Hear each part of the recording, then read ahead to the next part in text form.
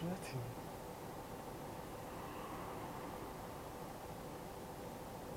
That he was never really happy just to play along. His first 6 studio albums, recorded between 1968 and 1975, have been remastered and packaged together in a project overseen by George's son Danny. I met George Harrison's widow Olivia.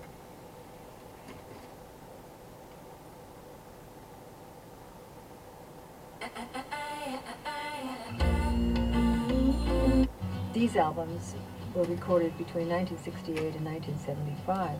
7 years, there are 6 albums. And in between then, he did the concert for Bangladesh and made a double album there and made a movie. So in 7 years, 2 double albums, 7 albums, a movie. He was just had that work ethic. That's what they did.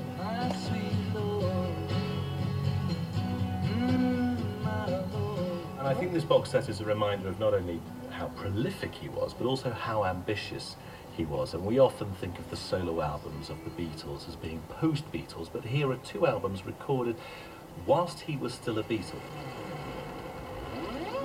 One of them in particular, Electronic Sounds, and he's playing with a synthesizer which we do hear on 4 or 5 Beatles tracks on the Abbey Road album, but he's really pushing the instrument, a brand new instrument, in new directions, isn't he? He latched onto it right away. He wanted to create something new. He was curious and bold, and I think it's a sign of that period of time where people weren't afraid to experiment. Not that they are now, but they were really experimenting with anything, and there were no boundaries, and you could do anything.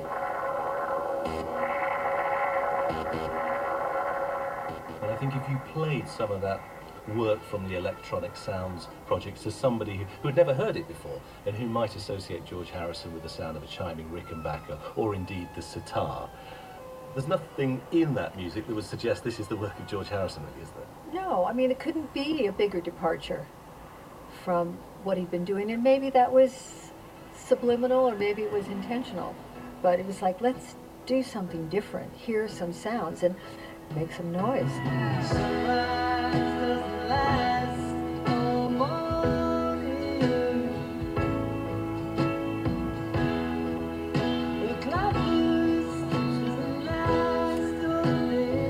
And we hear, I guess, that the full realisation of his musical ambition on the All Things Must Pass album, and many people would regard that as George's solo masterpiece.